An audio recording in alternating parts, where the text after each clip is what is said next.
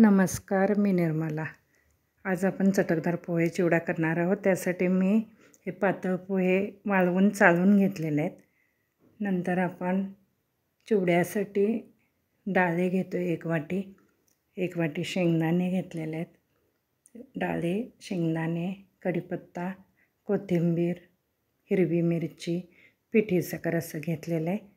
कढई घेऊन आता आपण कढईमध्ये एक मोठा चमचा तेल घेतो आहे. तेल गरम करत ठेवले, त्याच्यामध्ये आपण शेंगदाणे तळण्यासाठी टाकतो आहे. शेंगदाणे आपण तळून घ्यायचे, तळून पोह्यामध्ये काढून घ्यायचे. नंतर आपण त्या राहिलेल्या तेलामध्ये फोडणी टाकू शकतो. तर हे आपण काढून घेतलेलं आहे. तेलामध्ये मी हिरवी मिरची तळून घेते, ती आपण काढून घ्यायची.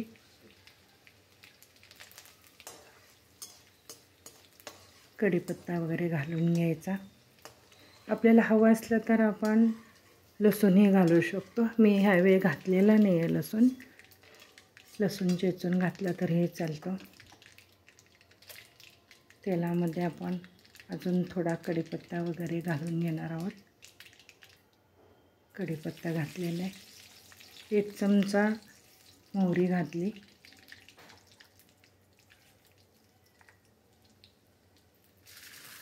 हिंग अर्धा चमचा वगैरे घालून घेतले. त्याच्यामध्ये आपण डाळे भाजून घेतो आहे. हिंग, हळद अर्धा चमचा असं आपण घालून घेतो आहे. हिंग घातला 1 चमचा, हळद घातला आहे अर्धा चमचा. आपण पोहे ओतून घेऊया. चांगले पोहे हलवून घ्यायचे. उन्हामध्ये कडक वाळवलं म्हणजे छान होतं चिवडा. 1 चमचा धनेपूड, 1 चमचा जिरेपूड घातलेले आपण. वरून कोथिंबीर घातल्या, थोडंसं पिठी साखर घेतलेले घातले, 2 चमचे. चिवडा वर खाली करून घ्यायचा. चवीनुसार मीठ घातलेलं आहे आपण. असा चिवडा आपण वर खाली करून घेते. मस्त चिवडा राहतो. ही 15 दिवस छान असा मुलांना वगैरे आपण डब्यामध्ये देऊ शकता.